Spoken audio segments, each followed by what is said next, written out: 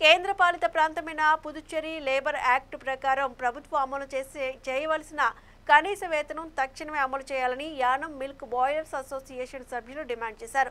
Milk boiler ఆందోళన 3వ రోజుకు చేరింది. ఈ దీక్షకు మద్దతుగా కాంగ్రెస్ నాయకులు అర్దాన్ని దినేష్, కాటంశెట్టి రామ్మూర్తి తదితరులు సంఘీభావం తెలిపారు. ఈ సందర్భంగా మాట్లాడుతూ సుమారు 23 సంవత్సరాల నుంచి వివిధ ప్రభుత్వ పాఠశాలల్లో మిల్క్ బాయిలర్గా పనిచేస్తున్న వందలాది మంది సిబ్బందికి 10,000 నుంచి 18,000 వేతనం పెంచుతానని ముఖ్యమంత్రి రంగస్వామి ఇచ్చిన మాట నిలబెట్టుకోవాలని, తక్షణమే ఈ జీవో విడుదల చేసే విధంగా చర్యలు చేపట్టాలని డిమాండ్ చేశారు. అయ్యా సీఎం గారు నమస్కారం. మీరు 2002 సీఎంగా ఉన్నప్పుడే మా అందరికీ మీ హయాంలోనే ఉద్యోగాలు వేశారు. అప్పుడు పర్మనెంట్ ఒక 6 నెలలు 7 నెలల్లో పర్మనెంట్ అయిపోతున్న ఉద్యోగాలు 23 సంవత్సరాలు అవుతుంది సార్.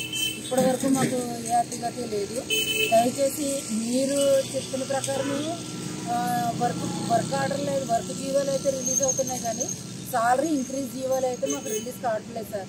కనీస వేతన చట్టం అన్నా అమలు చేయాలని కోరుకుంటున్నాం. 10,000 పెంచారు సార్. 10,000 పెంచిన తర్వాత 2022లో 18,000 చేస్తాం కనీస వేతనం అనేసి మీరే చెప్పారు సార్. అది కాస్త ఇప్పటికి 2 ఏళ్ళు అవుతుంది. జీవోలు వర్క్ పరంగా అవుతున్నాయి కానీ మాకు సాలరీ కనీస వేతన చట్టం అమల్లోకి లేదు. కనీసం మీకు పెంచుతానన్న 18,000 అమల్లోకి లేవండి. కానీ మీరు జీవో విడుదల చేసిన ప్రకారం వర్కులు అయితే మాతో ప్రొద్దుటి నుంచి సాయంత్రం వరకు శుభ్రంగా చేయించుకుంటున్నారండి.